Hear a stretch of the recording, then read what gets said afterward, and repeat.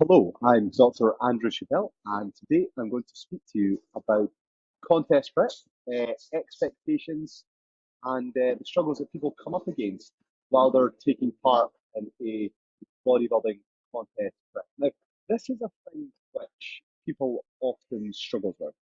It's understanding the expectations and what's required of them when they're getting ready for a competition. First timers, they often underestimate how challenging it's going to be, and second year competitors, third year competitors, they're often much better purely because they know what's coming ahead of them. And this is such a difficult topic, or such a difficult thing getting ready for contest prep, and understanding the expectations.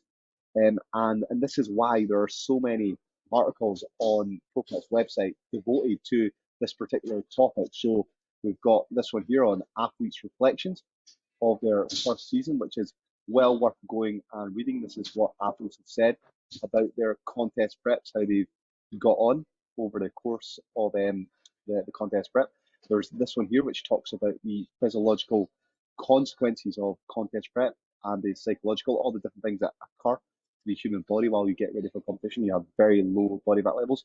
And then there's other articles on my website purely devoted to mindset, largely around body fat loss goals and what's required of them. And like I said, because it's so challenging, that's why there's so much of the website is devoted to articles around this, and there are much more. With that in mind, I think it's about time I get on with doing the presentation now. Now you can see this image first and foremost here at the top of the screen, and you can see it's the geese flying away off in the distance, and that bird which is at the front of the V, that is always the one which is working the absolute hardest. And what happens is over time, that one at the front that drops back and becomes one of the ones at the back, and the one that was just behind that front one then becomes the next one, which is just in line. And all those birds which are sitting behind the birds in front, they're all benefiting from taking some of that wind resistance and are all working in the updraft of the previous bird from there. And the point of this is that prep is a journey, and it's going to be really hard um, throughout the prep contest process. It's difficult to get body fat off yourself. Um, and it takes a team of people around you to help do some of the heavy lifting for you sometimes, particularly emotionally, throughout the process. So it's a real team thing getting ready for a competition with that. Now, as I always say at the start of these presentations, if you find this useful, then please don't hesitate to get in touch with us here at ProPrepCoaching. We very often, or rather, we are evidence-based practitioners. We always use the science to guide the process. We're very experienced, and to date, we've helped over 100 different athletes get to stage. So if you find this useful, then please go on and check out our website. Some of the things I'm going to talk about is what people say about prep, what are the physiological, psychological consequences, what's expected, are you ready to do it, and then managing yourself successfully. Are you ready to commit, and have you got the mindset? Okay, so as I said earlier on, the big problem and the puzzle is that people just don't appreciate how much is involved in terms of getting ready for a competition. They underestimate the daily time commitments, the duration of the diet, the effect it will have on their mind, their body, their hunger, how it affects their energy levels, the mental challenge, the effect on their relationships. And it's not until they've got to the goal, been on stage, that they really appreciate how challenging the prep is and how much sacrifice is involved. Without underestimating it, or rather trying to overdo it, I should say, it's a full-time job getting ready for a competition. It really is, on top of your other full-time job. That's the amount of hours you can be expecting to put into a prep. And if you were working two jobs, you can imagine how stressful that would be on your mind, on your body, and on your relationships to do this full time. The prep isn't easy. And you can pause this video and you can have a little look here, but these are 13 different responses from different athletes getting ready for a competition. These are a selection of questions which I put to competitors. It's not all of the questions that I put to them, and these are just common themes that have popped up, yeah? And you can see that every single person more or less, or rather, the common theme is it's hard, it's really tough. It impacts your social life, it impacts the time you're going to have with friends, your family. Mentally, it's a major battle. It's really difficult. So do not underestimate it. And some of the big coaching points are you need to plan, stay in your lane, and listen to your coaches because it's very easy to get lost going from with all that outside influences in here. So pause this, have a little read, and better yet, go back and read that article that I was highlighting on the ProPrep page. Prep's hard for you physiologically. So again, I've got an article on this topic, but these are some of the things that you can expect to happen to your body. And because these things are happening to your body, you can expect to have a psychological impact on yourself. So there's cardiovascular adaptations. People get gastrointestinal issues. Females lose the menstrual cycle. Males and females, there's an effect on the sex drive. Your sleep gets affected. You end up having thermal regulation being affected. So you end up being cold all the time. People lose muscle mass, so they don't look their best. And their metabolism gets suppressed. And because their metabolism gets suppressed, they've got to diet even harder. You get increases in stress hormones. You get a reduction in testosterone, estrogen, thyroid. And because of all these things, very important we have a effective post-contest recovery strategy in place to manage people out of the process. So there's some major profound effects happen to the body physiologically when we get ready for it. You've got to be ready for it. In terms of other aspects, psychologically, sociologically, there are major effects of extreme fat loss and extreme fat loss diets, contest preps on people psychologically. People get tunnel vision. They get so focused on the one thing that everything else out of that circle they lose touch with. And there's a readjustment period has to take place post contest prep to get back to a sort of sense of normality. People get anxiety associated with all the physiological things going on. People don't look their best. People can get depressed. I mean, their testosterone levels are dropping, estrogen levels are dropping, their libido's dropping, they're losing their menstrual cycle. People can end up with disordered eating patterns. Very easy if you're following the same diet for 12 weeks to 24 weeks eating the same thing consistently day in, day out, to fall into traps like that, patterns like that. People lose perspective of how they're looking. And then sociologically, people, because they're spending so much time getting ready for competition, again, think of it, 2 full-time jobs, they just lose connections. They miss out on things.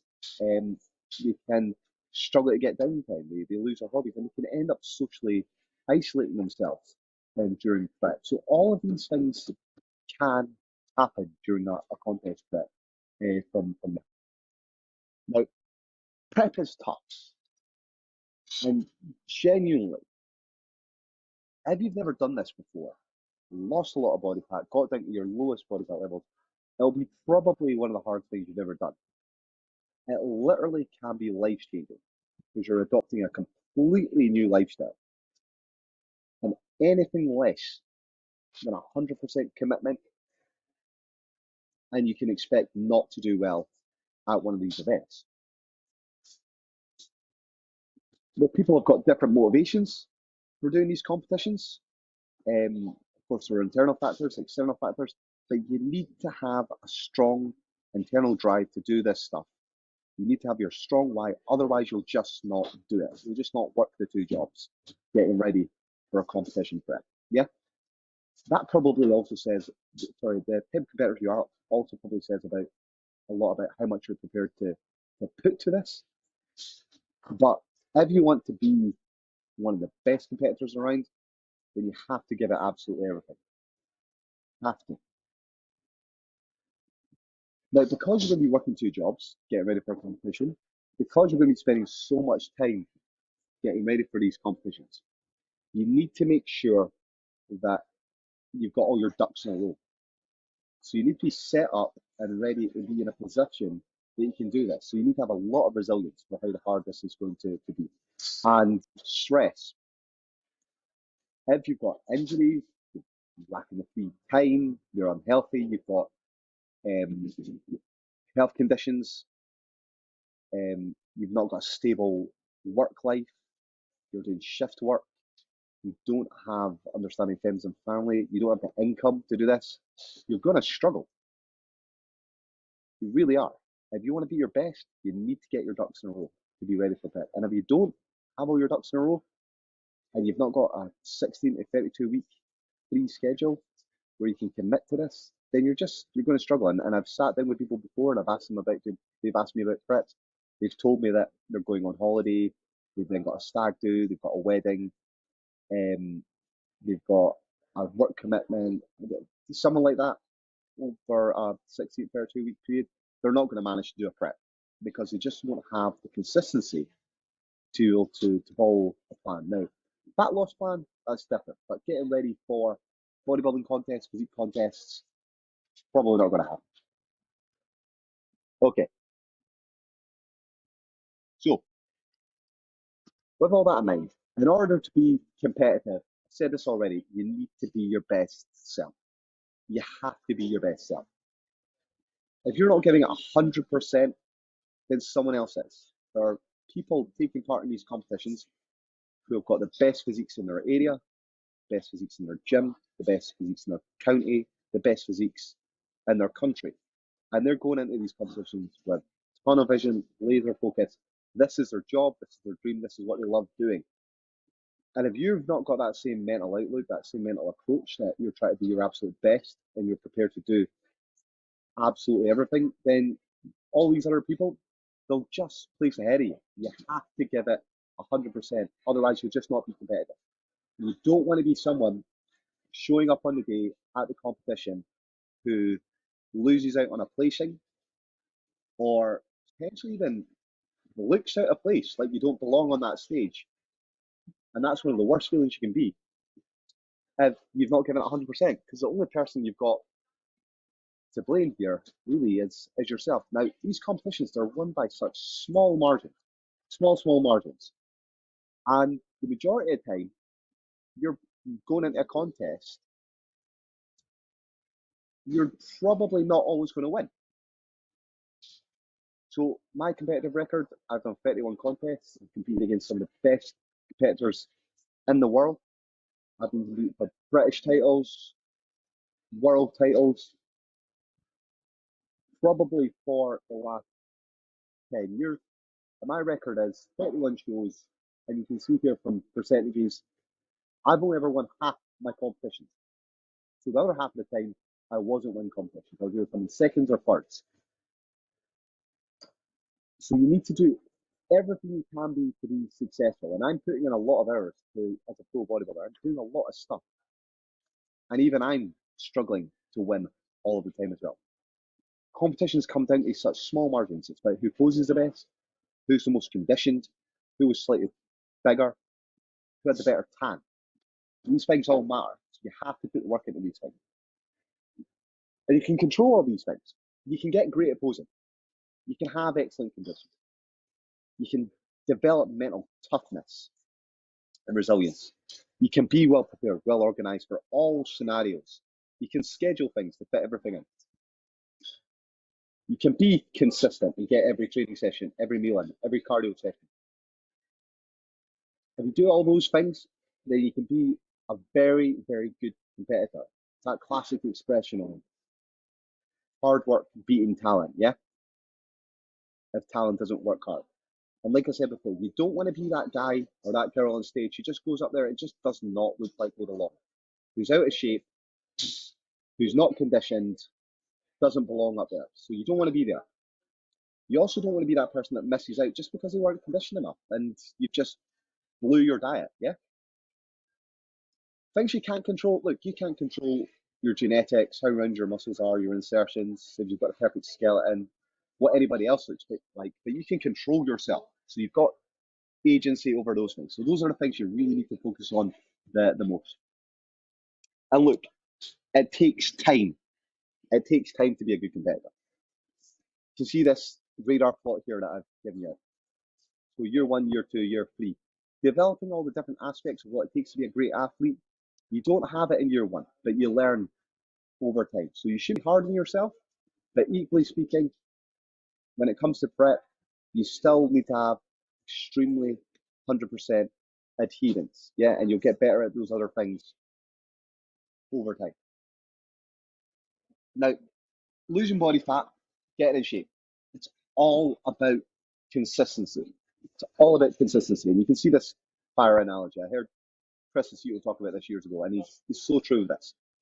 Losing body fat is hard, and losing body fat is all about working out the calorie deficit for the individual. It's about balancing their activity with the calories that they eat. And everyone's got a different point at which they'll start losing body fat versus a certain calorie deficit. But once you crack that calorie deficit and you work out what that is, it's like a fire. And it'll just keep on burning. And it'll keep going and it'll keep going and you'll keep coming up body fat. If you're eating your calories all over the place, you're missing sessions, then losing body fat after that, it's just a case of really dumb luck if you're getting in shape. And working with a coach, I mean, they're guessing.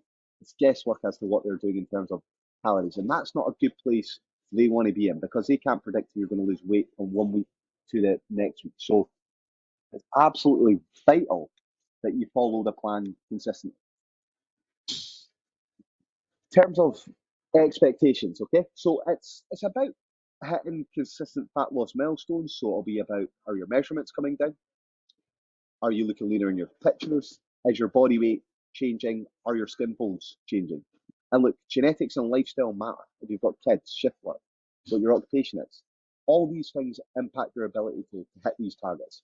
But you should have all your ducks in a row. And if you're not ready to do a prep, then you shouldn't be embarking on it. And here's the other thing as well. Although people can sympathize with how difficult you've had it, or the lifestyle that you're following, or even the place that you started at and your journey that you've been on. And those are all great things. But at the end of the day, when you go into competitions, they are competitions. And all the judges are looking at is what you look like when you brought it to the stage, yeah? So your coach is expecting you to adhere to your plan 100% without expectations. Without exception. You follow that plan 100%, regardless of your lifestyle. And cheating, it's not an option. If you cheat, that's an opportunity you've missed not to improve. So in terms of food, this is where people struggle. Training they can usually do. Alcohol is out. In the season, you're not drinking, yeah? Nights out are fine, but look, you're not going to be drinking when those nights out. You're having soft drinks, diet soft drinks. You're having soda waters and lime. You're not eating food. You're not having snacks. You're not having nibbles. You're not having anything. You're not eating anything. It's not on your plan. If you think about the analogy of 80-20, so 80% of the time you need to be on the plan in the off season, that's absolutely fine. You'll get away with that. But when it comes to prep, it's 100%. Yeah, you're not having junk food, you're not having snacks. Cheat meals, that's when your coach says. Otherwise, they're not in your plan. If you're going somewhere, you need to take your food. If you're staying overnight, you get a kitchenette and you make your food. If you can't get out of an event and there's going to be food at an event and you can't bring your foods, then you're eating a salad and you're under eating. You're not overeating calories. If you're going on a holiday, you shouldn't really be going on a holiday. If you're going away on a break, you need to take your food with you. You need to make all your food. You need to stick to the plan 100%. You don't deviate. You don't substitute. You stick to your plan. You don't compensate as well. If you're going to be doing a lot of activity, like painting your house, if you're going to be going on a long run or going for a bike ride, you stick to your plan. Doesn't matter. You eat the calories 100%. With the exercise, exactly the same thing. Rain, shine, your car breaks down, you've got to work late, it doesn't matter. You have to get the cardio in, you have to get the training in, you have to get the posing in. If you're injured, you've got to work around it.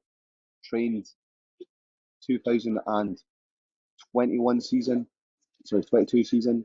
I remember I trained the 2012 season as well with a slipped disc. I wanted to compete, I just had to work around it. Wasn't a good idea, mind you. Shouldn't have probably done it, but I did it anyway. I just worked and worked around it. If you're unwell, you've got to hit the gym. Doesn't matter. You've got to go to the gym.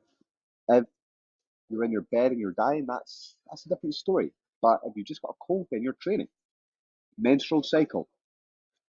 If you're on your period, then you're training. I'm sorry, but you've just got to go. And if you're away for business or you're on a holiday, then you train while you go away. The training is important. It's about calorie burning. It's also about muscle preservation because you lose muscle when diet. So we can't afford to miss sessions. So what happens if you don't stick to the plan? Well, it's really simple. You just don't get a result. You don't reach your potential. And the main reason people don't lose the body fat is just simply because they're not in a calorie deficit. They're overeating. They're not accounting for all the sauces. They're not accounting for little snacks and rice cakes they're having here and there, extra scoops of peanut butter. They're weighing things out on their scales, and instead of 100 grams, they're having 105 or 110, and they're doing that consistently over the course of all their meals. If you're just slacking on your cardio and your daily activity, e.g., you're not doing it all, or you're going through the motions, you're just pedaling without really any intensity, you just not lose fat. If you act like a zombie and you're just tired and you're lying about all the time, you just not lose fat. You're dropping your activity levels. Your non-exercise associated thermogenesis drops. So you need to move around. You can't go through your motions from here.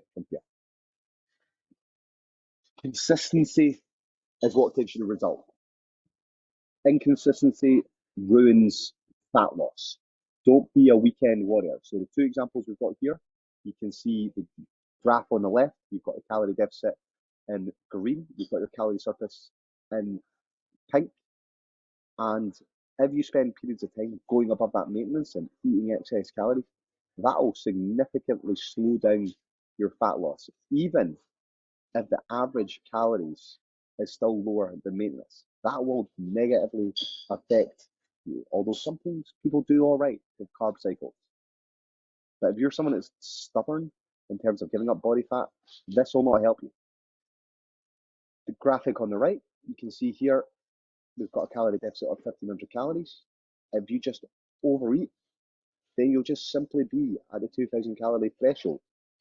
You'll not lose weight. You can't afford to be a weekend warrior. You can't afford to over snack. Your body works very well with the consistency. So what do people struggle with the most then? Okay, so in the background here, you can see the fear of missing out. Yeah, that's the thing that people often struggle with. It's missing out on social events. Yeah, the thing is, people are terrible for people pleasing. They really want to not let their friends down. But the thing is, your friends are going to be really happy to see you, and not everything has to revolve around eating and drinking. Not everything has to be around that. You can do other activities at the end of the day. So it's about speaking to your friends and saying, can we do this instead? Or being honest with them, saying, I'm going to really struggle with that. Or can we do something else? Or I'm going to bring my own food to this event. Is that okay? Things like that help. Other things that people struggle with is saying no to their friends. Again, it's the people pleasing. Very often, if someone offers you a piece of cake, you might take some out of politeness, and then they might badger you if you don't want it. And that's very often shining a light on their insecurities. But remember, you've got a goal. Your goal is greater than a single night out. Restaurants, bars, social events, you have a birthday every year. Those opportunities will still be there in a year's time, in a week's time, in a month's time. Your competition that you're preparing for, that is now. You have to focus on the immediate goal that lies in front of you, not what your friends might want to do you from there. There's plenty of opportunities to go out with your friends. If you're going to restaurants, you won't be. You can take your own food to restaurants. And if you are going, it's going to be grilled chicken and salad, yeah? Okay, two things that help. Things that we know from weight loss studies are that support networks are important. So if you have a partner who's doing the weight loss journey with you, or is there to support you, or you do it as part of a support group like Weight Watchers Slimming World or a friends group, then you're more likely to lose weight, lose fat than if you do it yourself. Yeah. So your friend networks are important. Speaking to your coach is also important because very often we can find strategies and solutions to help you get to the goal. Very often there's different things that you can do, lots and lots of different things that you can do, and just talking to your coach can make all the difference about things logically, about alternatives for things that you can do. So lean on your support network, talk to your friends, talk to your coaches, and be rational about things. Try not to be emotional. Okay, with all that in mind, the questions that you've got to ask yourself are you ready to prep? Do you know what's involved in prepping? Have you thought about it from here? And do you need to up your game? Are you ready to follow things 100%? Or do you need to adjust your own expectations about what you expect to get out of prep in terms of winning, being on stage, competing? And are you ready at the end of the day? Okay, I'm Dr. Andrew Spell. Once again, if you found this interesting, then please be sure to get in touch with us. We'd love to hear from you, and please do visit our website, hit that sign up button, and thank you for your attention. Peace out.